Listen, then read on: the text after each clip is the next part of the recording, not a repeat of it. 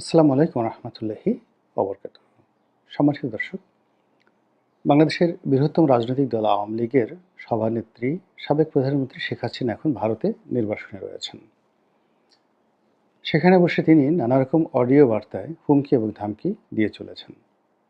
তিনি এবং তার মিত্র ভারত সম্মিলিতভাবে বাংলাদেশের শাসন ব্যবস্থা, বাংলাদেশের প্রশাসন ব্যবস্থা, বিচার ব্যবস্থা, জনগণের ভিত্তি এবং বর্তমান সরকার তাদের কর্মকাণ্ডকে একেবারে ধূলিসাৎ করার জন্য, নস্যাৎ করার জন্য নানা রকম চেষ্টা এবং তদবির তারা চালিয়ে যাচ্ছেন।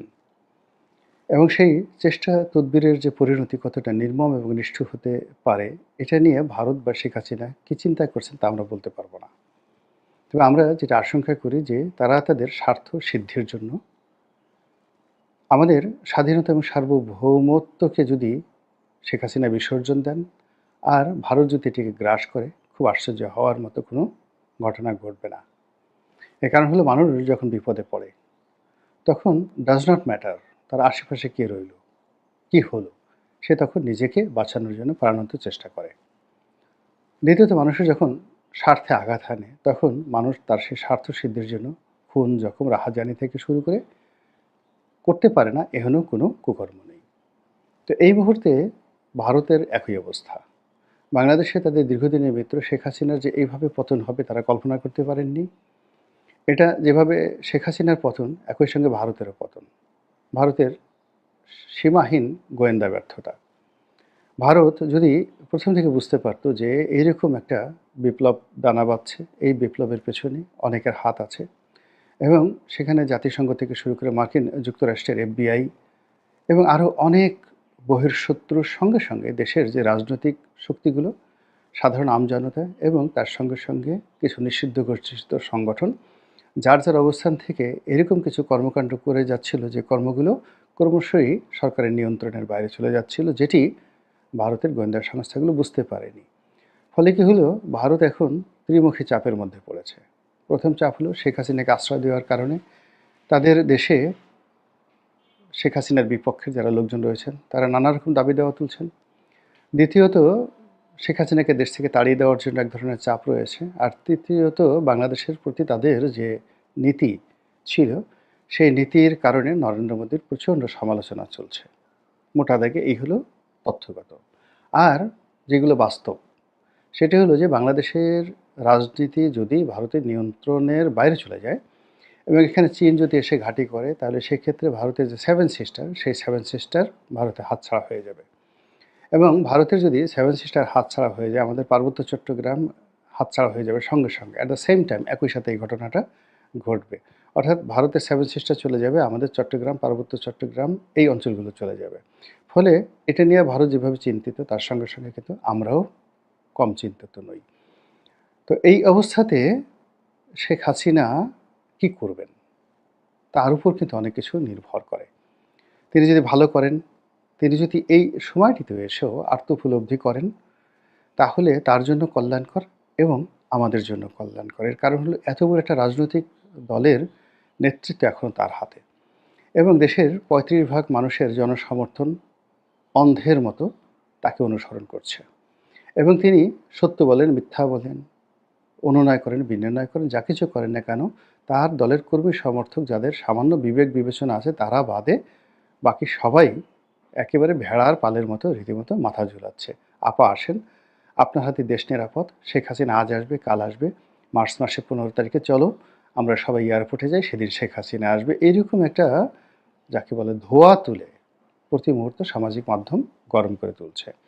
তো সেই দিক থেকে শেখ হাসিনাকে নিয়ে নির্মোহ আলাপ আলোচনা করা এবং তার চিন্তা চেতনা কী এবং তার আগামী দিনে কী কী ভয়, আতঙ্ক ইত্যাদি কাজ করে, সেই বিষয়গুলো নিয়ে আমাদেরকে ভাবতে হবে, যেন সো দ্যাট আমরা শেখ হাসিনা এবং আওয়ামী লীগ থেকে সতর্ক থাকতে পারি। আমি প্রথমে যেটা বলতে চাই যে শেখ হাসিনার 7টি ভয়। তার প্রথম ভয় হলো যে এই মুহূর্তে তার কাছে যে জিনিসটি রয়েছে সেটা হলো আওয়ামী লীগের নেতৃত্ব। এটি যে কোনো সময় চলে যেতে পারে।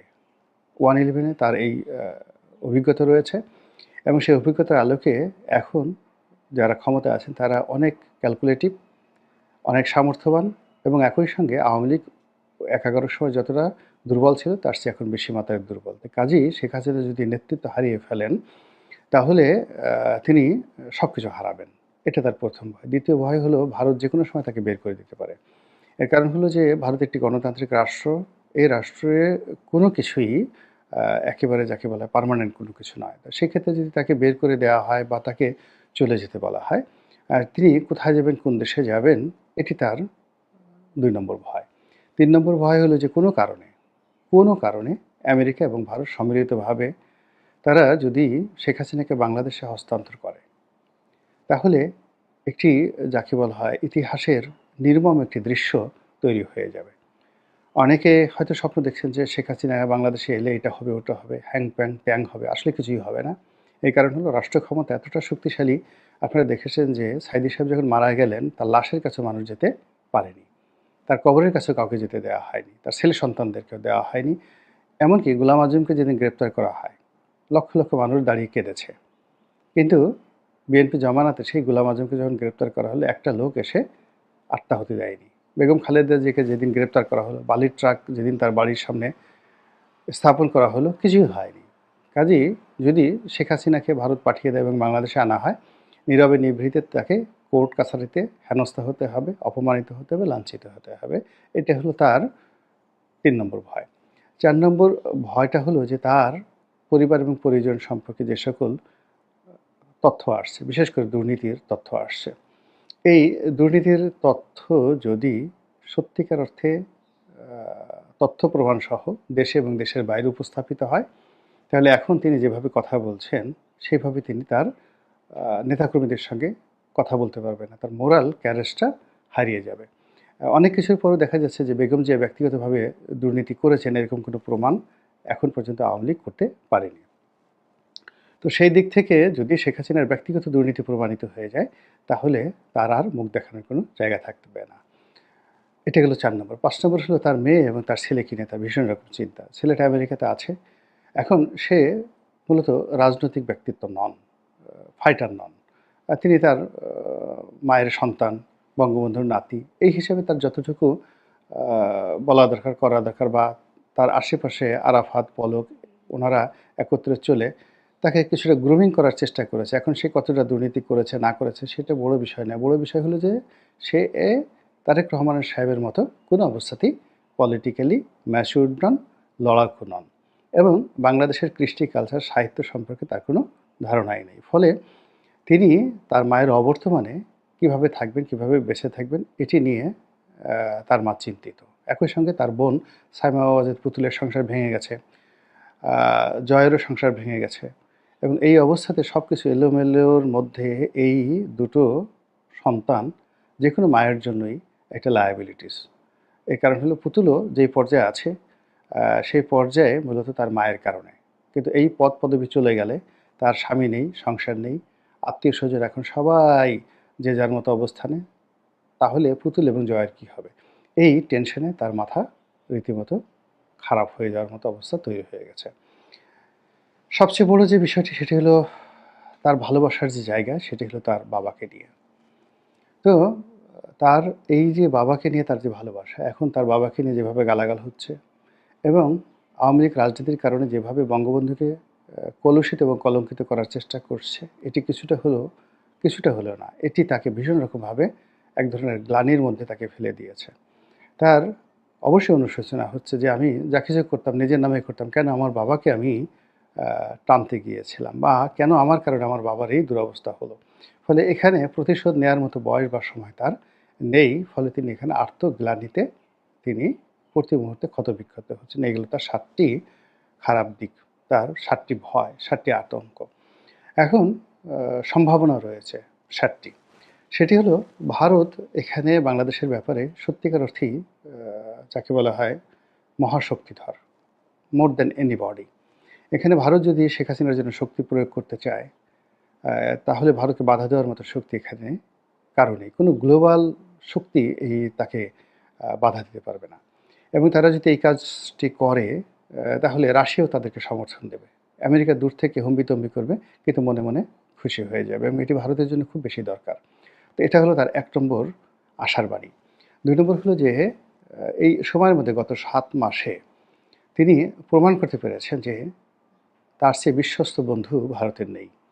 এবং ডক্টর মোহাম্মদ ইউনূস, জামায়াত ইসলামী কিংবা বিএনপি অথবা এই যে ছাত্রদের যে সংগঠন, এদের কারোর সঙ্গে এখন পর্যন্ত ভারতের ন্যূনতম বন্ধুত্বপূর্ণ সম্পর্ক তো দূরের কথা, স্বাভাবিক যোগাযোগটি পর্যন্ত এখন পর্যন্ত হয়নি। এবং ভারত কোনো অবস্থাতেই বিএনপিকে এবং জামাতকে আস্থায় নিতে পারছে না।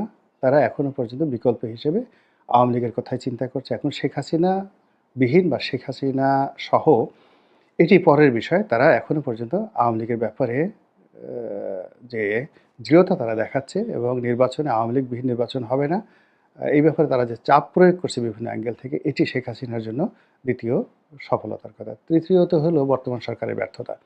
বর্তমান সরকারের সীমাহীন ব্যর্থতা তাকে উল্লসিত করছে, তাকে আশান্বিত করছে এবং তাকে ফিরে আসার জন্য স্বপ্ন দেখাচ্ছে। ৪ নম্বরে যেটি রয়েছে সেটি হলো তার উন্নয়ন কর্মকাণ্ড। এখন দিন যত যাচ্ছে মানুষ তার এই উন্নয়ন কর্মকাণ্ডের কথা স্মরণ করছে। এক্সপ্রেসওয়েতে যাচ্ছে, শেখ হাসিনার কথা মনে হচ্ছে। পদ্মা সেতু দিয়ে যাচ্ছে, শেখ হাসিনার কথা মনে হচ্ছে। মেট্রো রেলে চড়া হচ্ছে, শেখ হাসিনার কথা মনে হচ্ছে, ইত্যাদি আরও অনেক কিছু। কিন্তু এর পেছনে যতই দুর্নীতি অনিয়মের কথা আমরা বলি না কেন, পাবলিক কিন্তু সেই কথাগুলো খাচ্ছে না। এই গেল যাকে বলা হয় তার ৪ নম্বর সম্ভাবনা। ৫ নম্বরে হলো যে আমাদের দেশের জনগণ শাসক হিসেবে যে ধরনের মানুষ চায়, শেখ হাসিনার মধ্যে সেই গুণাবলীগুলো ছিল। এবং এই যে শেখ হাসিনার দৃঢ়তা এবং তার জিদ, তার কাজ করার ক্ষমতা, তার দ্রুত সিদ্ধান্ত গ্রহণ করার ক্ষমতা, ক্ষতি করার ক্ষমতা, উপকার করার ক্ষমতা। তিনি যদি বলতেন যে আজকে আমি অমুক জায়গাতে একটা গ্রাম তৈরি করে দেবো, ২৪ ঘন্টার মধ্যে তিনি সেই গ্রাম, ডিসি-এসপির সব দৌলতে ২৪ ঘন্টার মধ্যে বাস্তুহারাদের জন্য একটা গ্রাম তৈরি হয়ে যেত। তিনি রাজনীতিতে সারপ্রাইজ দিতে ভালোবাসতেন। এই জিনিসগুলো মানুষজন খুব পছন্দ করে। নাটকীয়তা ভীষণ রকম পছন্দ করে। এটি হলো তার ৬ নম্বর। আর ৭ নম্বর হলো তার যে সঙ্গী সাথী তিনি তৈরি করে ফেলেছিলেন ব্যবসা-বাণিজ্য, শিল্প, সাহিত্যে। এরা সবাই এই গত ৭ মাসে সিমেন্টেড হয়ে গেছে। তারা বুঝতে পেরেছে যে আওয়ামী লীগ ছাড়া তাদের কোনো গতি নাই। তাদেরকে মরে যেতে হবে, অস্তিত্ববিহীন হয়ে পড়তে হবে, অথবা আওয়ামী লীগকে সাহায্য এবং সহযোগিতা করে তাদেরকে সেই আওয়ামী লীগের সাথেই থাকতে হবে। এই জিনিসগুলো তারা কিন্তু এখন মনে করছে ব্যবসায়ীরা। তো এই ব্যবসায়ীদের এই মনোবৃত্তির কারণে, কবি সাহিত্যিকদের মনোবৃত্তির কারণে, সাংবাদিকদের মনোবৃত্তির কারণে বিশাল একটা প্রেশার গ্রুপ সারা দুনিয়াতে তারা ছড়িয়ে পড়েছে এবং যার যার অবস্থানে থেকে শেখ হাসিনার জন্য সাহায্য করছে। এখন ৭১ টিভির যারা সাংবাদিক, সেই নবনীতা চৌধুরী থেকে শুরু করে অন্য যারা রয়েছেন, তারপরে শেষে বিভিন্ন পত্রপত্রিকায় যারা সাংবাদিক ছিলেন তারা, যে সকল ব্যবসায়ীরা পালিয়েছেন তারা, তাদের আত্মীয়স্বজন সবাই মিলে শেখ হাসিনার জন্য একটা ডিশ তৈরি করছেন। ফিরে আসার জন্য একটা অ্যান্টেনা তৈরি করছেন। তাকে ক্ষমতায় বসানোর জন্য আরেকটা নতুন চেয়ার তৈরি করেছেন এবং এই জিনিসটি শেখ হাসিনার জন্য একটা বিরাট আশার আলো।